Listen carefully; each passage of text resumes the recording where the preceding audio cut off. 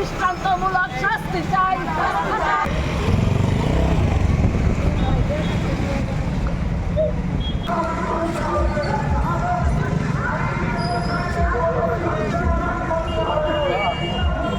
রাজ্যে ক্রমবর্ধমান নারী নির্যাতনের প্রতিবাদে জনগণ এগিয়ে আসুন।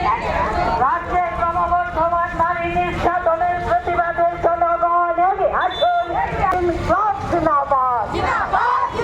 রাজ্যে ক্রমবর্ধমান নারী নির্যাতনের প্রতিবাদে জনগণ এগিয়ে আসুন। রাজ্যের শিশু ক্রমবর্ধমান নারী নির্যাতন রুখতে ব্যর্থ রাজ্যের বিজেপি সরকার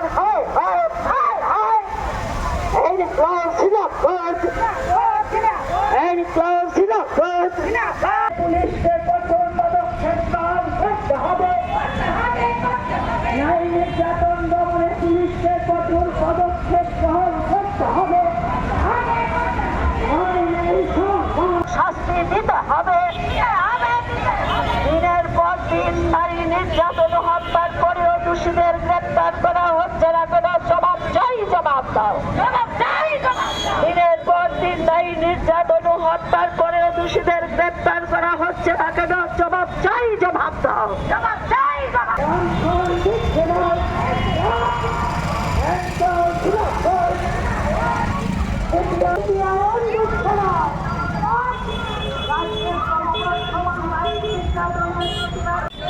পাঁচ মাস, 6 মাস, 3 মাস, 4 মাস এইরকম সময়ের যে ঘটনা সেগুলো নিয়ে বলছি না, বললে শেষ হবে না।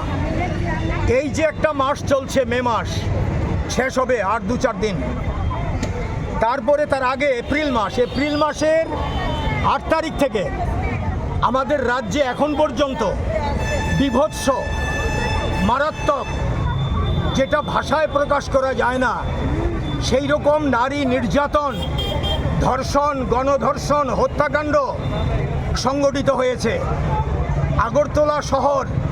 আগরতলা শহরের উপকণ্ঠে, এখান থেকে যদি ধরি সেন্টার অফ দ্য স্টেট, যদি উত্তর দিকে যাই ধর্মনগরের দিকে, দক্ষিণ দিকে গেলে সাবরুমের দিকে, গোটা রাজ্যে সমতলে, পার্বত্য এলাকায়, ট্রাইবেল, নন ট্রাইবেল অধ্যুষিত এলাকায় কি চলছে, সরকার কোথায়? নারী ধর্ষণ, নির্যাতন, শিশুকন্যা ধর্ষণ, নির্যাতন, হত্যা, সন্তান বিক্রি, এই রাজ্যে কি চলছে?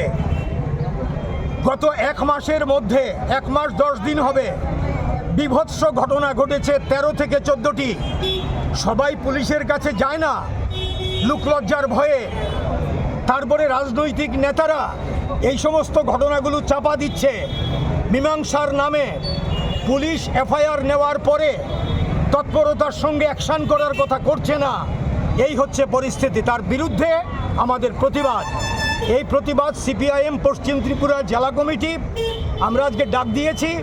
ঘটনাটা, এই যে আক্রমণটা মা বোনদের উপর, এই আক্রমণটা গোটা সমাজের উপর, অবক্ষয় কি পর্যন্ত হলে পরে এমন হতে পারে আমরা দৃষ্টি আকর্ষণ করছি স্বরাষ্ট্রমন্ত্রীর, এই রাজ্যের মুখ্যমন্ত্রী, পুলিশের মহানির্দেশক, থানাগুলি রয়েছে, প্রশাসন রয়েছে, কোথায়?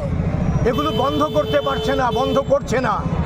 আমরা প্রতিবাদ জানাই, আমরা ধিক্কার জানাই। অবিলম্বে দোষীদের গ্রেপ্তার করো, শাস্তির জন্য আদালতের মুখোমুখি নিয়ে যাও। শাস্তি হবে দৃষ্টান্তমূলক, বন্ধ করতে হবে।